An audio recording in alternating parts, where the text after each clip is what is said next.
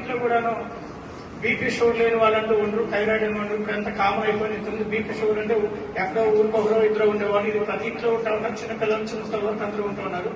దీని గురించి మన BP sugar thyroid specialist and diabetologist doctor Dheeraj గారు మాట్లాడతారు.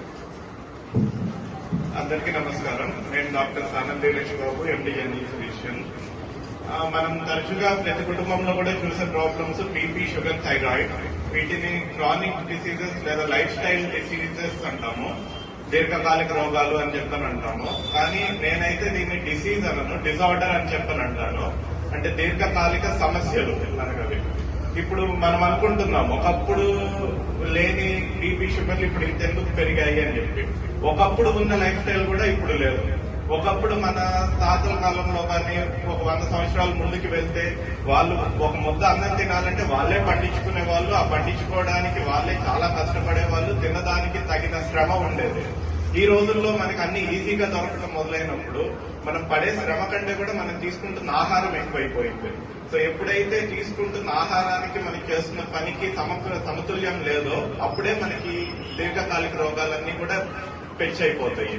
కొంతమంది చెప్తుంటారు, మేము దాదాపు 10 ఏళ్ళు 20 ఏళ్ల నుండి టాబ్లెట్స్ వాడుతున్నాం సార్, మేము ఎక్కడెక్కడో తిరిగాము, మాకు కంట్రోల్ అవ్వలేదు, 250, 300, 400 షుగర్ ఉంటుంది అని చెప్పి. వాళ్ళకి మన దగ్గరకు వచ్చిన తర్వాత కొన్ని సింపుల్ లైఫ్ స్టైల్ చేంజెస్ తో అండ్ ఇంకా టాబ్లెట్స్ డోస్ సగానికి తగ్గించి కూడా విత్ ఇన్ 3 to 6 months లోనే కంట్రోల్ అయిపోతూ ఉన్నారు పేషెంట్స్. ఎందుకు అంటే ఇది మెయిన్ గా ల్యాక్ ఆఫ్ నాలెడ్జ్. ఇప్పుడు ఒక షుగర్ ఉంది అంటే షుగర్ కి టాబ్లెట్ వేసుకుందాము అంటే అక్కడితో అయిపోదు. ముందు బీపీకి కానీ, షుగర్ కి కానీ, థైరాయిడ్ కి కానీ ఫస్ట్ మనం చేయాల్సింది మన యొక్క లైఫ్ స్టైల్లో కొన్ని చేంజెస్ అనేది తీసుకురావాలి. ఆ తర్వాతే టాబ్లెట్స్ అయినా ఏదైనా పనిచేస్తుంది. లైఫ్ స్టైల్ చేంజెస్ అంటే ఏవో పెద్దవి మనకి వాళ్ళ హానివేమి కాదు. మనం ఎంత తింటున్నాం అనేది ఒకటి మనం మైండ్ లో పెట్టుకోవాలి.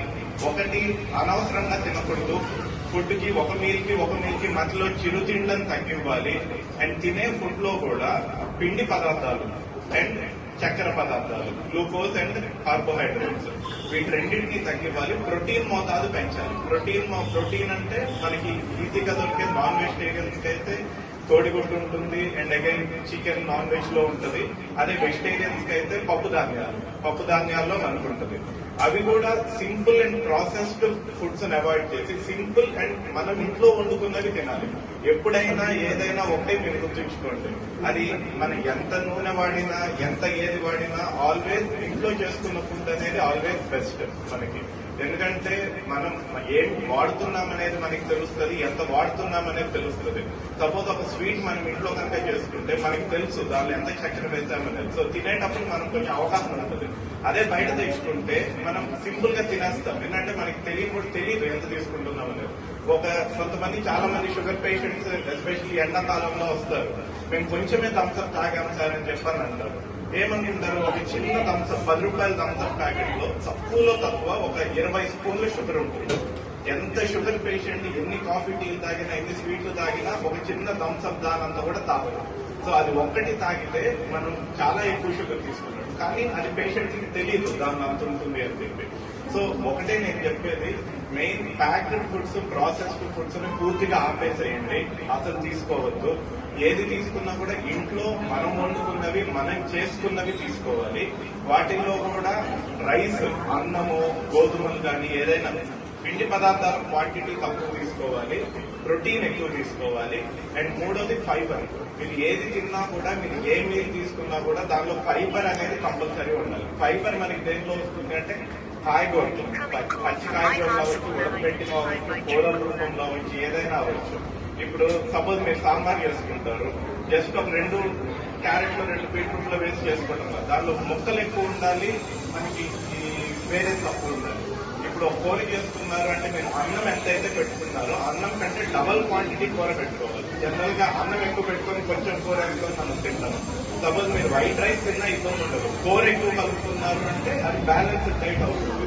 దానిలో మనకి ప్రోటీన్ అందుతుంది, దానిలో మనకి ఫైబర్ అందుతుంది. అల్టిమేట్లీ మనం తీసుకున్నది పిండి పదార్థమైనా కూడా గ్లూకోజ్ లెవెల్ అంత పెరగదు. అదే అన్నం మనము ఏదో కొద్దిగా కూరో పచ్చడో వేసుకొని తింటే అది మనకి షుగర్ లెవెల్ ని పెంచేస్తుంది. రెండోది, రాత్రి పూట ఎర్లీగా తినేసేయాలి. ఎవరైనా ఒకటే లెక్క 7-8 తర్వాత ఏమి ఆహారమో ముట్టకూడదు మనకి లెక్క. మన బాడీ కూడా ఎప్పుడైనా కూడా చీకటి పడ్డ తర్వాత ఆహారాన్ని కోరుకోదు, అన్లెస్ మనము దానికి అలవాటు చేస్తే తప్ప. మనం రోజు 10ంటికి తినేసి పడుకోవడం అలవాటు అయితే 10ంటికి ఆకలేస్తుంది. మీరు ఒక 20 రోజుల పాటు 7ంటికి అంతా తినేసి ఇంకా తర్వాత ఏమి తినకుండా అలవాటు చేసుకోండి. మొదట ఒక వారం ఆకలి తపన అనిపిస్తుంది, మంచినీళ్ళు తాగేసి పడుకోండి. ఒక 2 వారాలు గడిచిన తర్వాత ఎవరైనా తినమన్నా కూడా మీరు తినరు. మీ బాడీలోనే మీకు చేంజెస్ తెలుస్తాయి. బాడీ లైట్ ఉంటుంది, బాడీ హెల్తీ ఉంటుంది, పొద్దున్నే ఎనర్జీ లెవెల్స్ ఇంకా ఎక్కువ ఉంటాయి మనకి. సో ఇక్కడ ఒకటే చెప్పేది ఏంటంటే సమతుల్యత పాటించండి తీసుకునే ఆహారంలో. రెండోది, ఎక్సర్సైజ్ చేయండి, తిన్నదానికి సరిపడా ఎక్సర్సైజ్ చేయండి. రోజు ఉదయం పూట కనీసం 45 నిమిషాల నుండి 1 గంట సింపుల్ వాకింగ్ లాంటి ఎక్సర్సైజెస్ చేయాలి. అండ్ రాత్రి పూట 7ంటికి తింటే పడుకునే లోపల 1 పావు గంట అయినా నడవండి. తినేసి వెంటనే పడుకోవడం అనేది చాలా రోగాలకి, చాలా ఆనందాలకి దారితీసే ప్రాబ్లం. మనం తిన్న ఆహారం పూర్తిగా డైజెస్ట్ అయిన తర్వాతే మనం పడుకోవాలి. అప్పుడు బాడీలో సగం రోగాలు తగ్గిపోతాయి. తినేసి బాడీలో డైజెస్ట్ అవ్వకుండా మనం నిద్రపోయాము అంటే బాడీ మెటబాలిజం చాలా దెబ్బతింటుంది. ఒక పక్క డైజెషన్ జరుగుతుంది. ఇప్పుడు మన బ్రెయిన్ కి ఎలాగైతే నిద్ర అవసరమో మన జీర్ణకోశకి కూడా నిద్ర అవసరం. మనం దాన్ని ఫుడ్తో లోడ్ చేసేసి పడుతుంటే మన బ్రెయిన్ నిద్రపోతుంది, కానీ బాడీ నిద్రపోదు. దానివల్లే పొద్దున్న లేచినప్పుడు నీరసంగా అనిపించడము, నిద్ర సరిగ్గా పట్టట్లేదు, నిద్ర సరిగ్గా లేదనిపించడం అదంతా. డైజెషన్ పూర్తయిన తర్వాత కనుక మనం నిద్రపోవడం అలవాటు చేస్తుంది. 2 గంటలు గ్యాప్ ఇచ్చి బాడీ మొత్తం కూడా రిలాక్స్ అవుతుంది మనకి. సో ఇలాంటి చిన్న చిన్న మార్పులు పాటివ్వండి. అండ్ బీపీ, షుగర్ ఎవరికైతే కంట్రోల్లో ఉంటాయో, నేను డైలీ నా ఓపీలో చూసేవాళ్ళు, వాళ్ళు ఎటువంటి జ్వరాలు వచ్చినా బాగా తట్టుకుంటారు. సింపుల్ గా టాబ్లెట్లతోనే తగ్గిపోతాయి. కొంతమంది అయితే టాబ్లెట్లు వాడకుండానే నాకు వచ్చే పేషెంట్ మొన్న జ్వరం వచ్చింది సార్, 1 రోజులో వేసుకున్నాను, 2వ రోజుకి తగ్గిపోయింది అని చెప్తుంటారు. టాబ్లెట్లు, యాంటీబయాటిక్లు వాడకుండానే రికవర్ అవుతారు. అదే షుగర్ కంట్రోల్ లేకుండా 250-300 ఉన్న వాళ్ళు సేమ్ జ్వరం వస్తే, అదే ఇంట్లో వచ్చింది అంటే సేమ్ జ్వరాలు ఉన్నాయి. సేమ్ జ్వరం వచ్చినా కూడా టాబ్లెట్లు, యాంటీబయాటిక్లు, అడ్మిట్ అవ్వటాలు, సెలైన్లు పెట్టుకోవటాలు, ఐసీయూ వీటన్నిటికీ దారితీస్తుంది. వాళ్ళకి వీళ్ళకి తేడా ఏంటి అంటే వాళ్ళలో షుగర్ బాగా కంట్రోల్లో ఉంది, షుగర్ ఉన్నా కూడా షుగర్ కంట్రోల్లో ఉంది. సో ఇమ్యూనిటీ బాగుంటుంది, ఏమైనా రోగాలు వచ్చినా రోగ నిరోధక శక్తి బాగుంటుంది కాబట్టి బాగా తట్టుకుంటారు. అదే షుగర్ బీపీ కంట్రోల్ లేకపోతే బాడీ బలహీనంగా ఉంటుంది. బాడీ బలహీనమైన బాడీ మీద ఇన్ఫెక్షన్ వస్తే ఆ వైరస్, ఆ బ్యాక్టీరియాకి ఈజీగా బాడీ అంతా పాకిపోతుంది. సో ఫస్ట్ మీరు మీ బీపీ, షుగర్, థైరాయిడ్ ఇవన్నీ కంట్రోల్లో పెట్టుకోవాలి. మీకు వాటి గురించి ఏ సలహా కావాలన్నా, ఏ సంప్రదింపు కావాలన్నా ప్రతి నెల మొదటి గురువారం ఫ్రీగా చూస్తాము. అలానే 24/7 రోజు కూడా నేను ఇక్కడ అవైలబిలిటీ ఉంటాను. మీరు కానీ మీకు తెలిసిన వాళ్ళు కానీ ఎవరు వచ్చినా నేనైతే 24/7 డ్యూటీలో ఉంటాను. ధన్యవాదాలు.